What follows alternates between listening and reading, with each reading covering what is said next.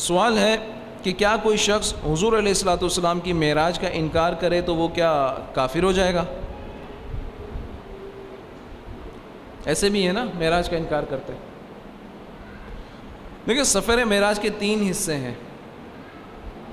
ایک ہے اسرا یا اسرا، دوسرا ہے معراج، اور تیسرا ہے اعراج یا عروج۔ 3 اسٹیپس ہیں اس کے۔ پہلا ہے اسرا، قرآن پاک سے نص قطعی کے ساتھ ثابت ہے۔ 15واں پارہ شروع ہی یہیں سے ہوتا ہے۔ سبحان الذی اسرا بعبدہ لیلا من المسجد الحرام الی المسجد الاقصی الذی بارکنا حولہ لنریہ من آیاتنا انہ هو السمیع البصیر۔ ترجمہ کنز ایمان، اللہ کے نام سے شروع جو نہایت مہربان رحم والا، پاکی ہے اسے جو راتوں رات اپنے بندے کو لے گیا مسجد حرام سے مسجد اقصی تک، جس کے گرد ہم نے برکت رکھی کہ ہم اسے اپنی عظیم نشانیاں دکھائیں، بے شک وہ سنتا دیکھتا ہے۔ صدر الافاضل بدر المماثل مفتی نعیم الدین مراد آبادی علیہ رحمۃ اللہ الہادی فرماتے ہیں کہ 27ویں رجب کو معراج ہوئی۔ مکہ مکرمہ سے حضور پرنور صلی اللہ تعالیٰ علیہ وسلم کا بیت المقدس یا بیت المقدس تک شب کے چھوٹے حصے میں تشریف لے جانا نص قرآنی سے ثابت ہے، ابھی جو ہم نے آیت پڑھی۔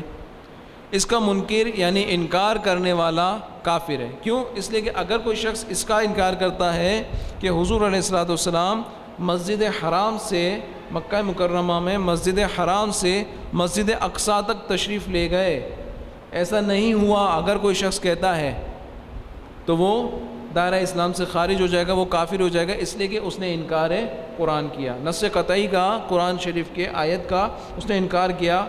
یہ ہے پہلا اسٹیپ اسرا، اس کا انکار کفر ہے۔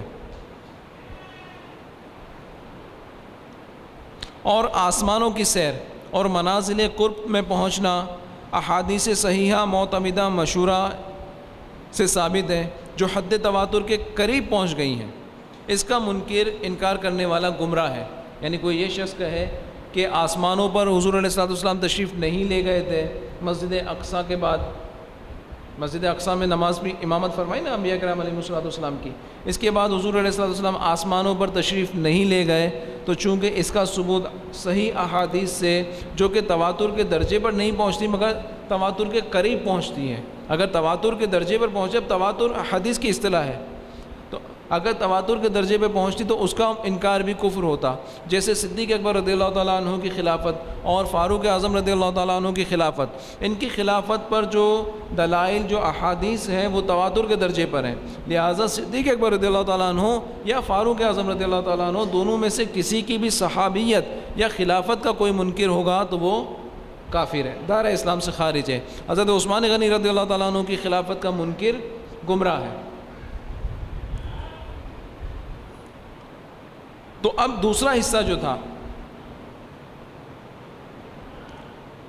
اس کا انکار کرنے والا، یعنی آسمانوں کی سیر تک کا، وہ انکار کرنے والا گمراہ ہے۔